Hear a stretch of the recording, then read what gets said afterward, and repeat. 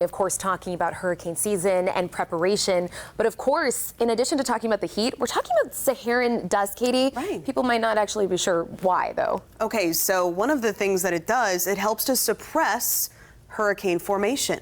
So, for example, it wasn't in the picture during Brett and Cindy's development, but now it is. So that's one reason why we haven't seen that much action, thankfully, in the Caribbean as well as the Gulf of Mexico. So I want to show you, kind of break it down a little bit and just kind of show you what's going on. But it's incredible. We look all the way across the Atlantic to this. It's called our Saharan air layer, also called a SAL, but we have a big plume right now working its way across the Atlantic. This is completely normal, by the way, this time of year.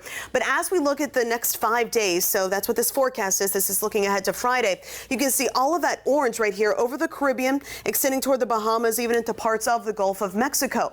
So this will continue to help suppress any tropical development because simply it's not conducive. Also, one thing you might be noticing that it does do here in Florida, sometimes it creates some very beautiful and picturesque sunrises and sunsets. But thankfully, everything is fairly quiet close to home. There's one wave of energy that we're watching just to the north of that plume, and this wave will stay in the Atlantic even if it were to further develop.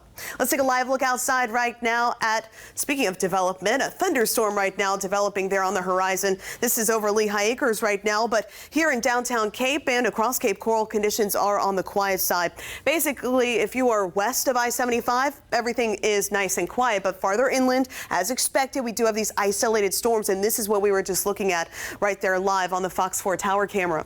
So if you are traveling along 82, especially in this part of Lehigh, right on the Hendry County line, High Corner Road stretching down to Wildcat Drive, we do have a nearly stationary storm. At least it is showing signs of weakening, no longer producing as much lightning. In and around the Immokalee area, still some lingering moderate rain there. Lightning strikes, though, now moving off toward your east. And down toward Laley Resort, this little pulse storm pulsed up, and it's already starting to pulse back down, no longer producing lightning either as it continues to weaken. So heading through the next couple of hours, if we do see any more development, that will stay inland. But again, rain chances today, just 30%. Then overnight into tomorrow morning. Partly cloudy. It'll be another muggy start, but right here at 7 a.m., nice and quiet.